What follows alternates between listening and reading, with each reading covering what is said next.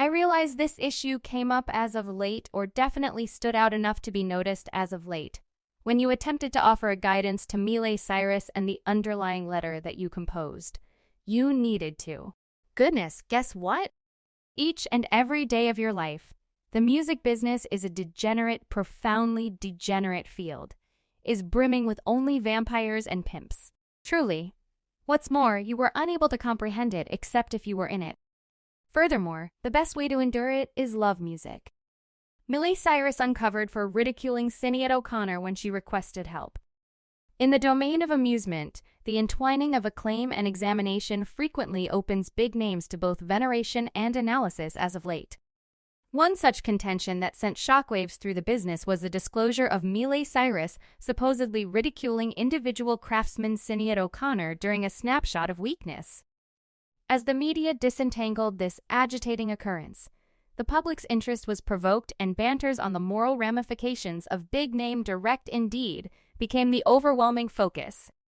Lock in as we dig into the situation that happened and investigate the effect of such conduct on the impression of Veeps as good examples and society's assumptions for them. Sinead O'Connor, a noticeable figure in the music world, accomplished pop symbol status during her great profession. In any case, her process was not without debate, which now and again isolated sentiments about her. One essential occasion was her conflict with Miley Cyrus in 2013. The quarrel ejected when Miley Cyrus, then 23 years of age, revealed to Drifter that O'Connor's colossally well-known tune, Nothing Thinks About 2U, filled in as her motivation for the provocative and bareness-filled Destroying Ball music video. In Rundown, Sinead O'Connor's impact in the music business made her a pop symbol. However, discussions and conflicts, for example, the one with Miley Cyrus over the Destroying Ball video, added intricacy to her wonderful profession in the music video of Nothing Looks at 2U. O'Connor genuinely communicates the Sovereign wrote separation song, A Solitary Tear, smoothly falling as she acts in the limited-time video for Destroying Ball. Cyrus likewise cries tears displaying similar expressive subjects to O'Connor's melody. Notwithstanding, this video adopts a more provocative strategy, including scenes of her licking a demo hammer and boldly swinging stripped on a metal destruction ball. Communicating her anxiety, O'Connor expressed that she was profoundly stressed over individuals encompassing Cyrus as they would have impacted or advanced the possibility that being bare and licking demo hammers in recordings is an attractive or cool way of behaving. Cyrus, who at first acquired notoriety as a kid star on Disney's show, Hannah Montana, has confronted analysis as of late for her disputable exhibitions, quite at the MTV Video Music Grants in Brooklyn. O'Connor proceeded, "The message you continue to send is that it's in some way cool to be undermined. It's so not cool, Miley. It's risky. It is, as a matter of fact, the case that you will cloud your ability by permitting yourself to be pimped, whether it's the music business or yourself doing the pimping," added O'Connor. O'Connor didn't warmly embrace the reference, apparently disliking the manner in which Cyrus depicted herself through stripping and provocative activities.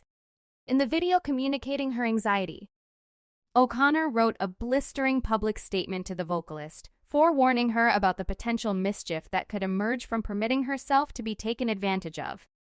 In light of Miley's case, that shindy's work propelled her Destroying Ball video. The Nothing Looks at 2U. Vocalist composed an open letter on her blog, communicating worry for Miley's way of behaving and encouraging her to esteem self-esteem instead of continually being provocative, Sinead said. Also, it is by no means in any capacity a strengthening of yourself or some other young ladies for you to send across the message that you are to be esteemed even by you more for your sexual allure than your conspicuous ability. Sinead O'Connor expected a conscious discussion with Miley Cyrus. However, rather, she got a few upsetting letters from Miley's fans encouraging Sinead to complete herself. This appalling circumstance reveals insight into the more obscure side of the web. Furthermore, indeed, this happens when one doesn't have the foggiest idea about the effect their words can make on individuals, particularly when you have a great many fans on your foundation.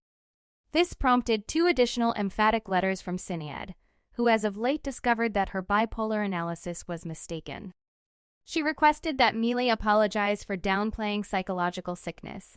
However, Miley rejected, and, surprisingly, marked Sinead as insane during an appearance on The Today Show in her open letter to Miley.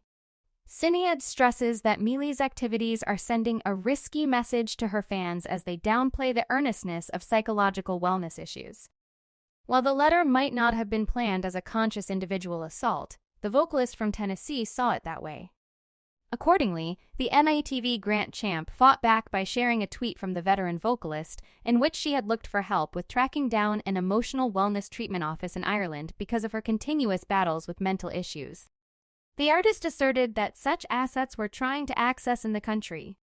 The hero went with the tweet screen capture with a subtitle that read before Amanda Bynes. There was, suggesting the entertainer who had encountered an exposed psychological episode in 2013. Drawing an examination, she compared the vocalist to Amanda Bynes, a previous kid entertainer who is likewise getting mental treatment. Besides, the artist didn't stop at sharing the disputable O'Connor photograph, which had nearly wrecked her profession. The photograph portrayed O'Connor tearing an image of the then Pope during her appearance on Saturday Night Live in 1992 as a dissent against far and wide kid maltreatment inside the congregation. In 2002, Americans were defied with a cross-country pestilence of youngster maltreatment inside Catholic wards and other strict associations. The disclosures became known after a critical examination by the Boston Globe, which uncovered an upsetting example of wrongdoings and smokescreens in Boston going back many years. 10 years earlier, in the mid-1990s, Sinead O'Connor stood firm against a similar issue, endeavoring to bring issues to light through a strong on-air fight. Be that as it may, her activities blew up, making her an outcast in mainstream society circles in the U.S. During a presentation on Saturday Night Live, she destroyed an image of Pope John Paul II and enthusiastically shouted, "Battle the genuine foe." The reaction against her was quick and extreme, while the motivation behind tearing the photograph was to stop kid misuse who confronted badgering by popes and places of worship. Miley's tweet touched off rage in her fans, blaming Sinead for having no respect for religion. It fills in as a great representation of how a thing said and the thing done can have two distinct implications. Yet to understand that it needs a great deal of cerebrum. Sinead proceeded with her study.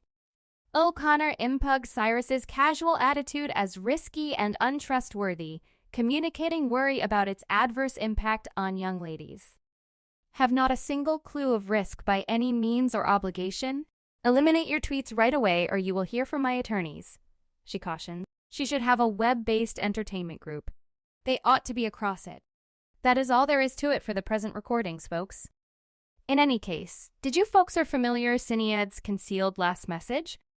Go ahead and click on this video to find out. Gratitude for watching.